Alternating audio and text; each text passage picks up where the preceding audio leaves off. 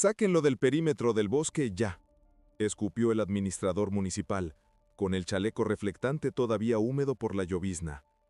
Ese remolque es una vergüenza a plena vista.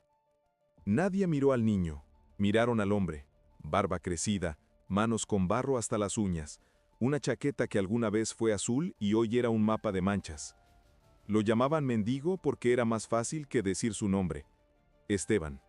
El niño agarró su muñeca con fuerza, como si su pequeño pulso pudiera anclar a su padre a la tierra. Dos guardias avanzaron. El primero habló en voz alta para que escucharan quienes se protegían bajo los paraguas caros. «Señor, no puede permanecer aquí. Hay que retirar el remolque». «Aquí dormimos», respondió Esteban, sin pedir permiso. «¿No hay otro lugar?» El murmullo creció. Una mujer de botas de cuero chasqueó la lengua. «Huele a humedad y a miseria». Rieron. Un error. Un error que les costaría caro. Mientras el viento abría y cerraba el bosque como un libro oscuro, se oyó un sonido breve, profundo, que no venía de arriba, sino de abajo. Un golpe seco, como si la tierra hubiera tragado una vieja respiración. Los guardias no lo oyeron. Esteban sí. El niño también porque dejó de apretar y buscó el suelo con la mirada. «Papá», susurró. Esteban apretó los labios. No era miedo, era reconocimiento. Pero déjame contarte cómo empezó todo. Semanas antes, cuando el camión que ya no era camión sino chatarra, se quedó muerto en la carretera, Esteban no maldijo, empujó. El niño, con su mochila cosida a mano, empujó también. El bosque de San Gerardo ofreció lo único que les quedaba: silencio, techo verde y ese remolque abandonado a una legua del pueblo con ventanas rotas y un colchón viejo que olía a sopa fría. Había clavos expuestos, telarañas, un crucifijo de lata colgado torcido sobre una hornilla sin gas. Había, sobre todo, una puerta que cerraba por dentro. Para alguien que ha dormido con un ojo abierto durante meses, eso es riqueza. Esteban tenía una habilidad tranquila para arreglar lo roto. Enderezó el marco con una palanca oxidada, selló grietas con trapos y resina, recolectó agua de lluvia en bidones y secó el colchón al sol hasta que el olor a sopa se volvió olor a lana tibia. El niño, que se llamaba Samuel pero el mundo nunca le preguntaba, ordenó sus tesoros: un cochecito sin ruedas, una navaja sin filo, un cuaderno con las esquinas como hojas de otoño. «Este es nuestro sitio, hijo», dijo Esteban, suave. «Nadie nos ve, y eso a veces es bueno». Bajaban al pueblo cada 2 días. Trabajo, pan duro, restos de fruta. La plaza lucía un reloj que nunca fallaba, y un banco de madera con barniz nuevo donde nadie los invitaba a sentarse. Volvían antes de la noche, y siempre, al pasar por la curva de pinos negros, el suelo daba una nota grave como una cuerda tensada bajo los pies. Una vibración sorda que Esteban archivó en su memoria de obrero. Tierra hueca. Suelo que no es suelo. Aquel mediodía, con la municipalidad armada de papeles y desdén, la vibración se volvió latido. Los guardias subieron el tono y, detrás de ellos, el administrador se habló de higiene visual, patrimonio natural, imagen turística. Palabras grandes para echar a un hombre pequeño. Esteban miró a Samuel, que miraba la tierra. «Déjenos una semana», pidió. «Mi hijo tiene tos». «1 hora», dictó el administrador, consultando un reloj caro que reflejó una chispa de luz. «Y gracias». Esteban asintió sin humillarse. Cerró la puerta del remolque por dentro, tomó una bolsa de tela y guardó lo que importaba. El cuaderno, una foto doblada, donde aún existía un rostro ausente. 3 clavos por si acaso. Tarde o temprano, a los que viven a la intemperie, les toca moverse. Pero cuando puso la mano en el suelo para empujar una caja, lo sintió de nuevo. El latido. Esta vez más claro. Un clic de metal contra metal, apagado como una campana enterrada. El bosque respiró hondo. Esteban levantó la vista y por primera vez desde que llegó, supo que aquel techo no era un regalo, era una llave, y debajo había una puerta. La hora que les dieron fue una excusa para el espectáculo. En el pueblo, el rumor corrió más rápido que la lluvia. «Van a sacar el remolque del vagabundo». Y la gente, tan ocupada, se hizo tiempo para mirar. En la cafetería de esquina, la de vitrinas brillantes, Esteban empujó la puerta con la espalda. Samuel cargaba la bolsa con su tesoro y él cargaba la dignidad sujetada por costuras viejas. «Solo agua caliente», pidió con voz baja. «Para la tos del niño». La camarera lo midió de arriba abajo como quien examina una mancha en el mantel. «El baño no es para clientes», dijo sin terminar la frase. «Agua», repitió Esteban. «Yo pago». «¿Con qué? ¿Con promesas?» Rieron dos hombres en traje, rieron las cucharitas en las tazas. Un gerente se acercó, impecable, la sonrisa barnizada. «Amigo, hay albergues. Este lugar es para...» Buscó una palabra que no cortara, pero quería cortar. «Para desayunos formales». Esteban miró la tetera al alcance de su mano y pensó que el mundo cabía en un gesto. No pidió más. Sacó unas monedas golpeadas por demasiados bolsillos. El gerente las contó como quien toca algo sospechoso. «Falta», dictó. Un silencio denso. Samuel tiró de la manga de su padre. Esteban respiró. «Tráigame agua del grifo, entonces». Fue peor. Un hombre al fondo alzó la voz para que todos oyeran. «¡Que se la lleve del río!». Las risas más fuertes. La camarera puso la tetera en la barra y la apartó 1 centímetro de la mano de Esteban. Un gesto mínimo y cruel. El gerente hizo un ademán al guardia de seguridad que ya se acercaba con un aire de trámite terminado. Esteban no se movió, no por orgullo vacío, sino por contrato con su propia sangre. Mientras su hijo lo mirara, él no haría nada que enseñara vergüenza. «No quiero problemas», dijo, «solo agua. Y yo no quiero mendigos en mi local, ¿ve? A veces la vida es simple». Entonces ocurrió el pequeño accidente que desnuda la grandeza o la pequeñez de la gente. Una caja de tazas recién lavadas resbaló de manos apuradas y se fue al suelo con un sonido de lluvia en cristal. La camarera se llevó las manos a la boca. Nadie se agachó. Nadie, salvo Esteban. «Cuidado con los dedos», dijo, recogiendo pieza por pieza, apartando los filos como quien peina un campo de cuchillas. El guardia dudó. El gerente carraspeó. Los hombres en traje dejaron de reír un segundo, atrapados por la utilidad luminosa de aquel hombre al que acababan de negar un sorbo. Cuando terminó, Esteban dejó los fragmentos en la barra. «Ahora sí», dijo, «¿podemos tener agua?». El gerente respondió con la sonrisa más vieja del mundo, la del que confunde autoridad con valor. «No, salga, está espantando a la clientela». «Lo van a lamentar», dijo una voz femenina detrás. «No por él, por ustedes». Era una periodista local, la única que tomaba notas en una libreta de papel.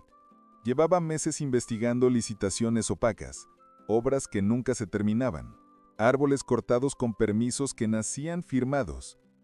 Conocía el bosque, conocía rumores, conocía el nombre del administrador del chaleco reflectante. «¿Y usted quién es?», preguntó el gerente. «Alguien que mira», respondió ella, «y anota». Los echaron igual, sin gritos, pero con la elegancia helada de quien cierra una puerta para moler la lluvia. Afuera, el pueblo tenía ese brillo de superficie que a Esteban ya no le dolía. El dolor requiere esperanza, y él la guardara para unas pocas cosas. Puso la mano sobre la cabeza del niño, y ambos caminaron cargando poco y perdiendo nada. En la plaza, un grupo de adolescentes los vio pasar. Uno hizo una reverencia teatral, otro el sonido de un perro. Samuel bajó los ojos, Esteban los levantó. «El que ríe más», dijo, sin detenerse, «suele tener miedo de algo». «¿De qué, papá?». «De mirar dentro de sí y no encontrar a nadie».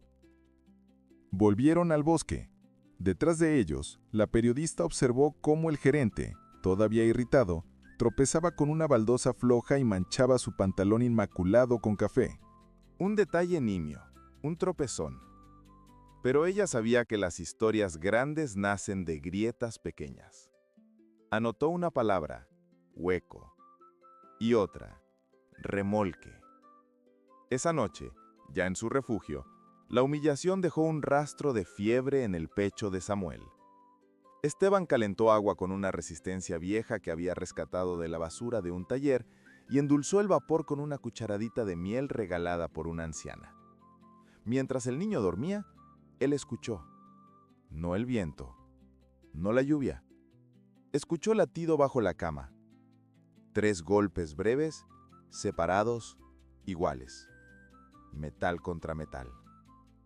El bosque habló en voz baja, y Esteban, que había aprendido a no pedir milagros, se permitió por primera vez en meses desear uno.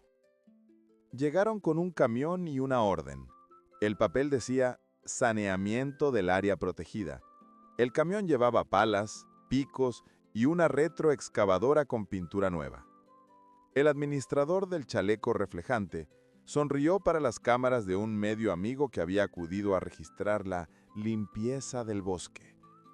En 1 hora, esto es historia, dijo, y el micrófono se inclinó obediente hacia su boca. Esteban salió del remolque con las manos visibles. No llevaba más arma que su voz baja. Mi hijo está con fiebre. Si mueven la tierra, levanten poco polvo. Nos conmueve, ironizó el administrador.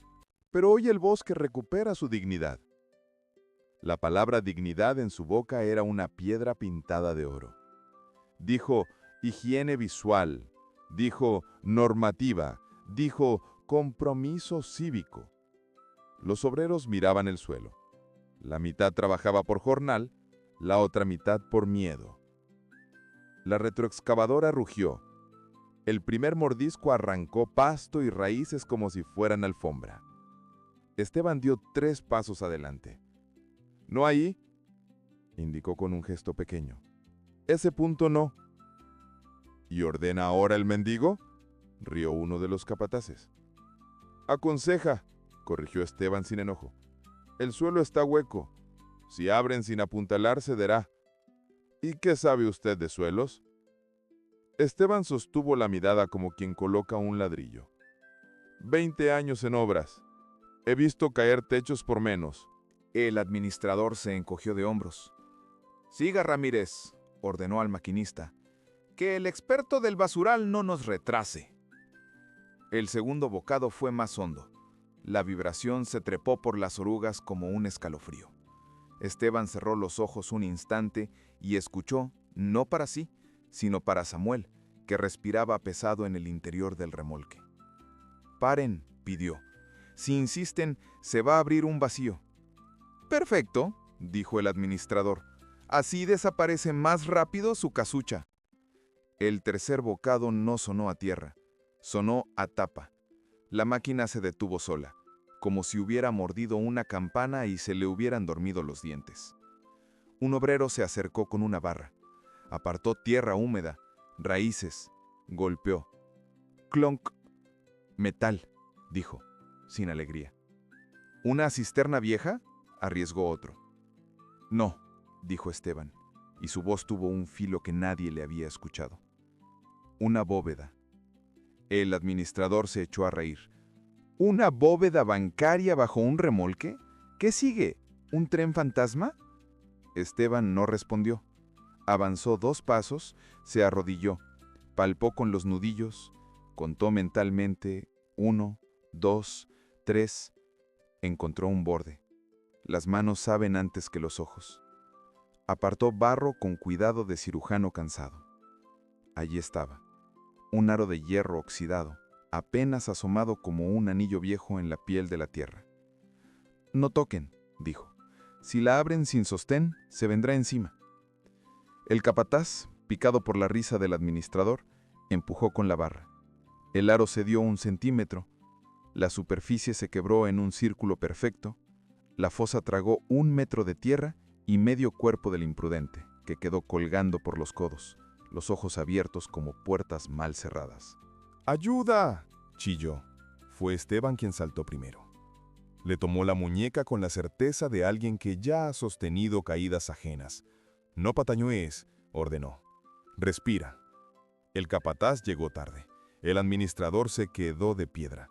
La cámara amiga bajó el lente. Esteban sostuvo. Pidió una cuerda. Coordinó el jalón. El obrero salió temblando, con el rostro en barro y lágrimas. Silencio. Los pájaros volvieron a cantar. Y entonces, el bosque habló del todo. Desde el fondo negro ascendió un olor a metal viejo y humedad encerrada, un aliento que no era natural. Esteban llevó la palma al aire como quien recuerda un aniversario. La bóveda no es del bosque, dijo. Es de alguien que quiso enterrarla donde nadie mirara. El administrador se recompuso a codazos. Sellamos y seguimos, ordenó. Nada de curiosidades. Pero la curiosidad no era periodística, era moral. La periodista de la libreta ya estaba ahí, llamada por ese instinto que trae a los perros al lugar exacto.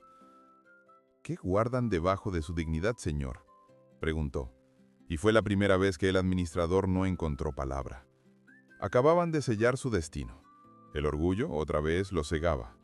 Esteban no sonrió. Miró el remolque, miró a su hijo dormido atrás de la cortina, miró la argolla oxidada que ahora respiraba como un testigo. Sabía dos cosas: que lo iban a echar y que ya no podrían, porque cuando la tierra habla con metal, habla de pasado. Y el pasado, en este pueblo, tenía nombres propios. El agujero no era profundo, pero tenía la gravedad de un pozo de iglesia. El aire que subía desde abajo traía olor a óxido, a papel encerrado y a una humedad antigua. La clase de humedad que solo reconoce quien ha trabajado en depósitos y túneles.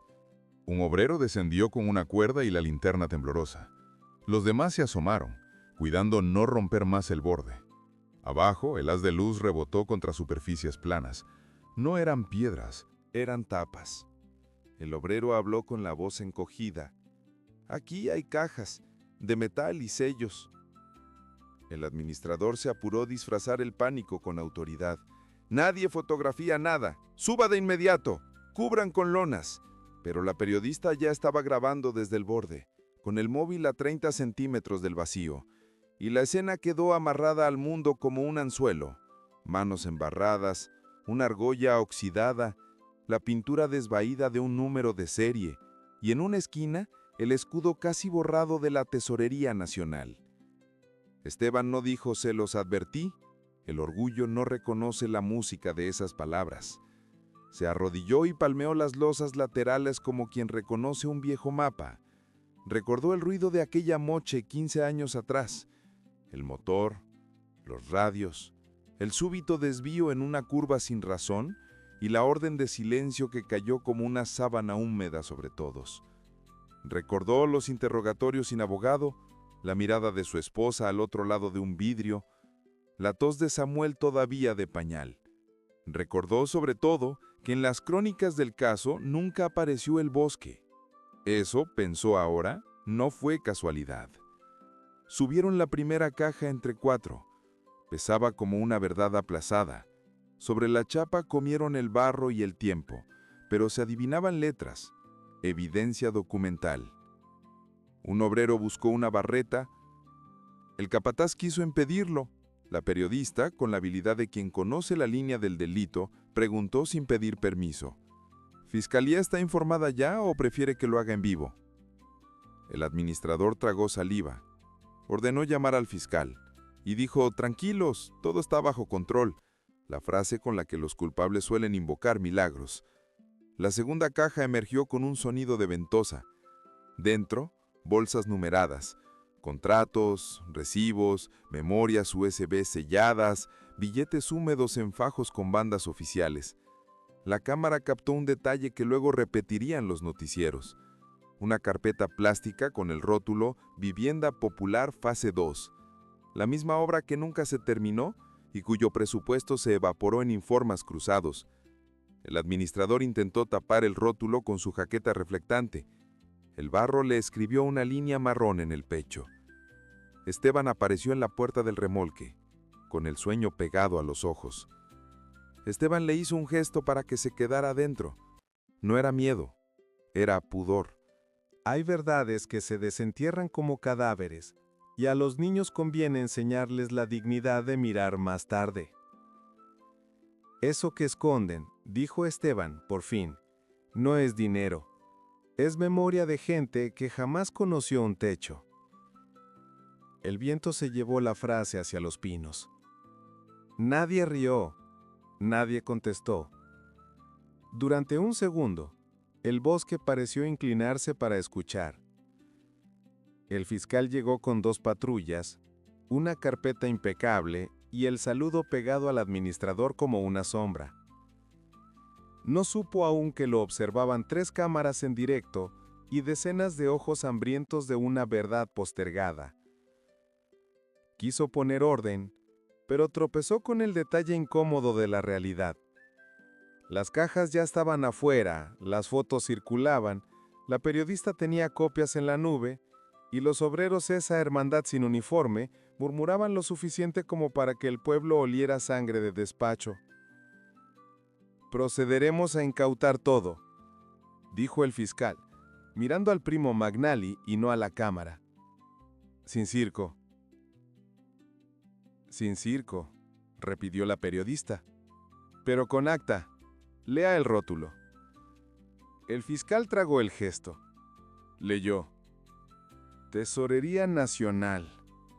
Evidencia documental. 2009. Lo siguiente fue una mueca que parecía sonrisa desde lejos y náuseas de cerca. Ordenó sellar el perímetro, pero el perímetro ya no existía. El bosque, hasta ese día invisible para todos, se había convertido en plaza pública. Un ogrero, el mismo que casi cayó, se acercó a Esteban con una vergüenza que era respeto. «Gracias por gritar. Si no, me tragaba». Esteban negó con la cabeza. «El suelo avisa, nosotros nos hacemos los sordos». La frase viajó de boca en boca como consigna. Entonces el administrador cometió la torpeza que define a los soberbios. Intentó arrebatarle a la periodista el teléfono. Hubo un tirón, un grito, un «testigo» que estalló de varios lados, el clic de una cámara profesional congelando la mano del funcionario sobre el aparato ajeno. Un agente intervino tarde, otro incómodo apartó al administrador con el cuidado con que se separa a un pariente en una boda. Hay verdades que se desentierran como cadáveres, y a los niños conviene enseñarles la dignidad de mirar más tarde. Eso que esconden, dijo Esteban, por fin, no es dinero. Es memoria de gente que jamás conoció un techo. El viento se llevó la frase hacia los pinos. Nadie rió, nadie contestó. Durante un segundo, el bosque pareció inclinarse para escuchar. El fiscal llegó con 2 patrullas, una carpeta impecable y el saludo pegado al administrador como una sombra. No supo aún que lo observaban 3 cámaras en directo y decenas de ojos hambrientos de una verdad postergada. Quiso poner orden, pero tropezó con el detalle incómodo de la realidad. Las cajas ya estaban afuera. Las fotos circulaban. La periodista tenía copias en la nube, y los obreros, esa hermandad sin uniforme, murmuraban lo suficiente como para que el pueblo oliera sangre de despacho. «Procederemos a incautar todo», dijo el fiscal, mirando al primo y no a la cámara. «Sin circo». «Sin circo», repitió la periodista, «pero con acta. Lea el rótulo». El fiscal tragó el gesto. Leyó Tesorería Nacional. Evidencia documental. 2009. Lo siguiente fue una mueca que parecía sonrisa desde lejos y náusea de cerca. Ordenó sellar el perímetro, pero el perímetro ya no existía. El bosque, hasta ese día invisible para todos, se había convertido en plaza pública. Un obrero, el mismo que casi cayó, se acercó a Esteban con una vergüenza que era respecto. «Gracias por gritar, si no, me tragaba». Esteban negó con la cabeza. «El suelo avisa, nosotros nos hacemos los sordos». La frase viajó de boca en boca como consigna. Entonces el administrador cometió la torpeza que define a los soberbios. Intentó arrebatarle a la periodista el teléfono. Fue un tirón, un grito, un «testigo», que estalló de varios lados y el clic de una cámara profesional congelando la mano del funcionario sobre el aparato ajeno. Un agente intervino tarde. Otro, incómodo, apartó al administrador con el cuidado con que se separa a un pariente en una boda. Esteban asintió sin teatralidad. El mismo al que acusaron cuando el camión desapareció. El mismo que dijo que el desvío no estaba en el mapa. Nadie me escuchó. La periodista, que había revisado hemerotecas y expedientes, conectó el hilo. El administrador de ahora era entonces un director adjunto en obras públicas. El fiscal de ahora, un asesor jurídico recién llegado. La ruta del camión desviada casualmente hacia un camino de servicio que bordeaba el bosque de San Gerardo. Todo coincidía como piezas que se resistieron años a encajar. ¿Por qué cayó?, preguntó alguien desde la multitud. Porque no tuve a quién hablarle, respondió Esteban. Y porque mi esposa, cuando enfermó, me pidió paz. A veces, el silencio no es cobardía, es amor mal pagado. Samuel bajó la cabeza. Esteban le acarició el cabello con la delicadeza de quien trabaja con vidrio. Contó cómo, después, el trabajo se volvió sombra. Nadie contrata a un hombre atado a un robo. El alquiler se comió los ahorros, la chatarra se comió el camión, la ciudad se comió a las madrugadas. El bosque apareció como un accidente misericordioso. No pedí milagros, dijo. Pedí paredes que no me hicieran preguntas. Las encontré en este remolque, y bajo el piso, escuché latir algo. No sabía que era mi pasado pidiendo salir. Un vecino lloró sin sonido. La periodista apartó la cámara un instante, como quien respeta un minuto de pie. El viento movió la lona que tapaba la boca del agujero, y el olor a papel mojado subió de nuevo, más suave, como una absolución. No vine a acusar, cerró Esteban.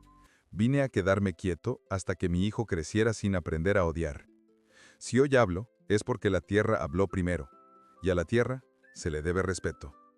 La multitud no aplaudió. Hubo un gesto más antiguo. Cabezas que se inclinan, mandíbulas que se aflojan, ojos que dejan de defenderse. La verdad, cuando llega tarde, no pide fiesta, pide silencio. Y se lo dieron. La maquinaria lenta de la justicia, por una vez, encontró aceite. Peritos independientes certificaron el origen de las cajas. Un juez de instrucción, con fama de viejo tercio, ordenó prisión preventiva para el administrador por riesgo de entorpecer la investigación y suspensión del fiscal por conflicto de interés. Las transferencias reconstruyeron un mapa nítido.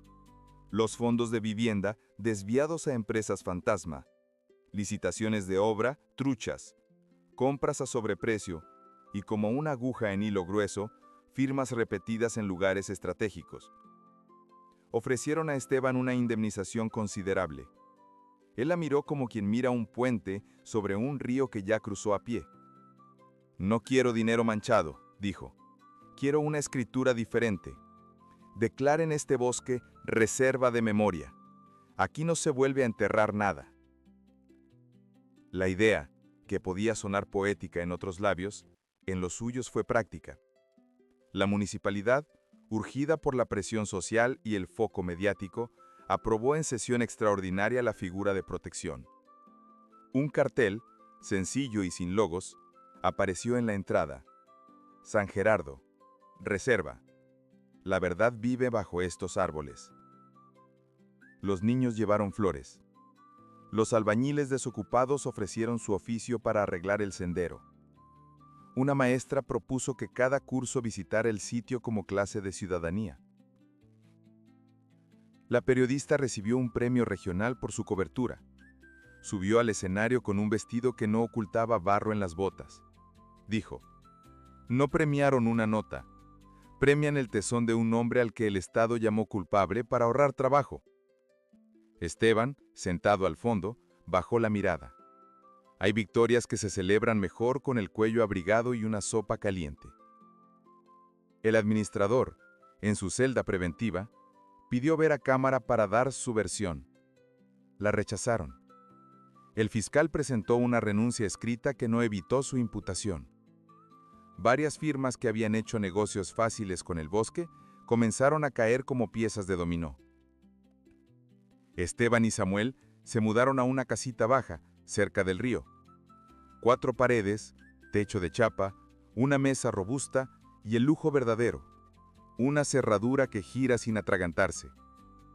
Cada madrugada, antes de que cantaran los pájaros, el hombre caminaba hasta el remolque y dejaba sobre la puerta una piedra lisa. Para que recuerde, susurraba, para que no nos olvidemos. La redención no le borró las arrugas ni le devolvió a su esposa, pero enderezó su espalda un par de grados, lo suficientes para que su sombra dejara de parecerse a una carga y se pareciera por fin a un descanso. El invierno siguiente no fue un enemigo. Samuel dejó de toser. En la escuela aprendió a mirar de frente sin pedir perdón por existir. Un día, la maestra le pidió que contara qué significaba para él justicia. El niño, que había visto más que muchos adultos, dibujó un remolque, un agujero y un árbol grande con raíces. Escribió debajo: la verdad estaba abajo, pero se escuchaba arriba. La clase entera pidió ir a conocer el bosque. Las botas se hundieron un poco en la tierra blanda. El silencio hizo el resto. La cafetería que negó agua cerró sin grandes anuncios. Dicen que en los negocios la reputación es un techo.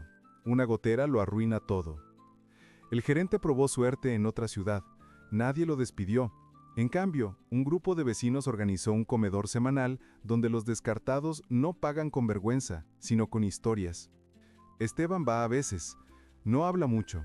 Pone la olla en la mesa y escucha. La periodista tomó una foto que dio la vuelta a las redes. El remolque, con flores silvestres trepando por la chapa y un cartel pequeño de madera, porque el oro no siempre brilla, y los milagros a veces visten harapos. No fue una frase pensada para likes, fue un susurro que alguien talló con navaja y paciencia. Se supo también que otros bosques guardaban cosas. Patrullas rurales comenzaron a recorrer con ojos nuevos y más de un expediente viejo encontró aire. El pueblo, sin sermones, aprendió a desconfiar de las limpiezas rápidas y de las palabras que huelen a barniz. Aprendió a mirar. ¿Y Esteban? No se volvió santo ni celebridad. Siguió siendo lo que era. Un hombre que arregla lo roto con lo que tiene. Rechazó un par de entrevistas grandes. Aceptó trabajo en un depósito municipal sin uniformes que pesen. Cada tanto camina con Samuel bajo los pinos y el niño le cuenta cosas de la escuela. El bosque ya no late como antes, o quizá ellos, por fin, laten al mismo ritmo. La moral no cabe en un eslogan, pero aquí tuvo una forma clara. La humildad resiste, la arrogancia cae, y la verdad encuentra salida aunque la entierren con sellos. Quien rió primero, hoy aprende a pedir perdón sin micrófonos. Quien cayó por amor, hoy duerme con la puerta cerrada y la conciencia abierta. Con el tiempo, el remolque dejó de ser noticia y se volvió sitio. Vienen chicos con cuadernos, parejas que buscan sombra, viejos que dejan piedras lisas sobre la puerta. Alguien barre el polvo de vez en cuando. Nadie firma. A veces hay velas, a veces pan sobre la mesa como si una visita estuviera por llegar, y las flores que no entienden de burocracias siguen saliendo donde se les antoja, como la verdad. Esteban enseñó a Samuel a reconocer ruidos bajo el suelo, el agua apurada, las raíces, el eco hueco que anticipa una oquedad. No lo hizo para encontrar más cajas, lo hizo para que el niño aprenda la diferencia entre escuchar y oír. En la ciudad, la gente oye. En el bosque, si uno se deja, escucha. Esa habilidad, decía, sirve más que cualquier llavero. Las causas contra el administrador y el fiscal avanzaron sin redentores épicos. No hubo fuegos artificiales, hubo sentencias. En la audiencia, el juez pronunció un párrafo breve sobre el deber público y el daño a los invisibles. Esteban no asistió. Ese día estaba reparando una bisagra y ayudando a su hijo con una tarea de ciencias. Algunos llamarán a eso indiferencia. Él lo llamó volver a vivir. La periodista, al cerrar su serie de notas, escribió: «Creí que contaríamos un robo. Acabamos contando una restitución, la de un hombre. No hubo placas con su apellido, no hubo bustos. Hubo algo más sutil. Cuando alguien en el pueblo intenta un atajo sucio, se escucha una frase repetida con media sonrisa: «Cuidado, que la tierra habla». Si llegaste hasta aquí, ya eres parte de una comunidad que cree en la justicia y en la bondad.